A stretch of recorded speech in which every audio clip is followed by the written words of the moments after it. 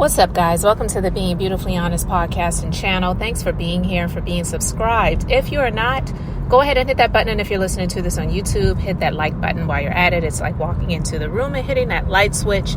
We just want to go ahead and brighten up the place. Let's get into this podversation / politics and BS. Listen, guys, this is going to be a conversation. I am behind the wheel right now. I just wanted to talk about this quickly. And I want to get your thoughts in the comment section. I don't know if you've been paying attention, but former president, 45, he has been indicted once again in the state of Georgia. And listen, I was watching it live, not even intentionally last night, but I was working on some other things and then it just came on, breaking news. And I'm like, okay. Breaking news happens a lot these days. And a lot of times when these news stations show breaking news, it's not really breaking news. So that word or that phrase doesn't really mean much or hold a lot of weight these days. But when I saw that, it was live. It was live from Fulton County. And all I could think about was one of my favorite content creators, Alexander Rogers from YouTube, because his infamous line of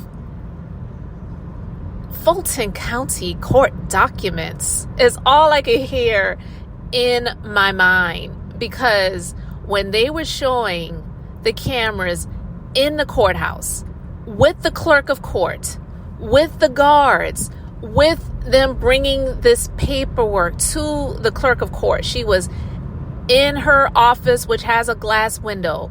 They slid the paperwork under her window. She came from behind. She came out. She reviewed it. She signed it. She handed the documents over. These people were walking to an elevator. And all of these reporters and people with cameras were just like, it was crazy, right? Because they were all going to get on the elevator. And I was like, are all of these people going to try to get in this elevator? They all obviously can't fit in there. But it was really chilling. And I'm going to tell you one of the reasons why. Because in my personal opinion, just being beautifully honest, we don't know what the outcome is going to be to this situation, right?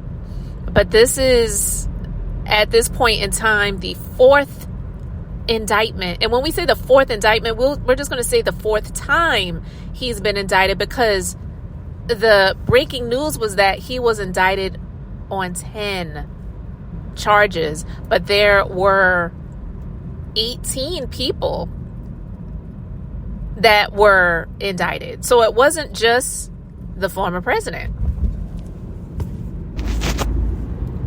So listen, just to see that, it was very chilling, not just the amount of the indictments, but all of these people, melanated, that were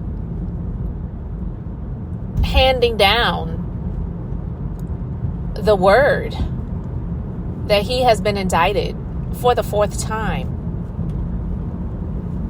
It was absolutely chilling. And listen, like I said, I don't know what the outcome of this is going to be, but I already know that he's going to say that this is racist. These people don't like him. There's no way that he can get a fair trial. I've already heard some talk about him and his legal team possibly requesting that this, because these are state charges, these are state indictments, that these are this team of his and he are going to be requesting that this is picked up federally, because I guess he feels that he'll have more of a fair shake if it's federal, as well as not only that, but that it be transferred from Georgia to West Virginia or Oklahoma. And it's like, okay, a couple of the clearest states, if you will, you want this to be transferred to. But even though we saw a lot of people that were melanated, that were in the court, these people work there. They're just doing their job. The DA, fanniwillis, she's doing her job.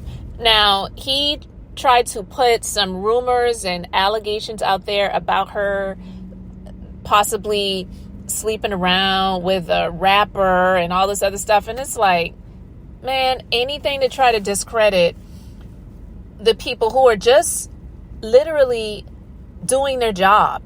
And when I hear him and people that are on his team or the people that are agreeing with him talking about a two-tier justice system, it's so ironic because the two-tier justice system is something that exists, right? But it's not necessarily about, even though a lot of people say it's about black and white, I don't agree with that. I believe that the two-tier justice system is about the haves and the have-nots. And yeah, we do know that a lot more people that are melanated tend to fall in the category of the have-nots than the haves. But if you happen to be melanated and you have, then you have the ability to hire better or greater legal assistance. And all of that plays a factor and a role when it comes to dealing with the court system. So if anyone, even though I feel like his pockets are being drained, because I really don't believe he's as wealthy as he puts on, but he definitely has benefited and profited from being in that position of president. And I'll talk about that in a different conversation. But with all of these things that are going on, it can't possibly be inexpensive. So these are things that are going to drain his pockets. And I believe, my personal opinion, guys, just being beautifully honest, I believe he doesn't want to be president again just to try to save his orange skin from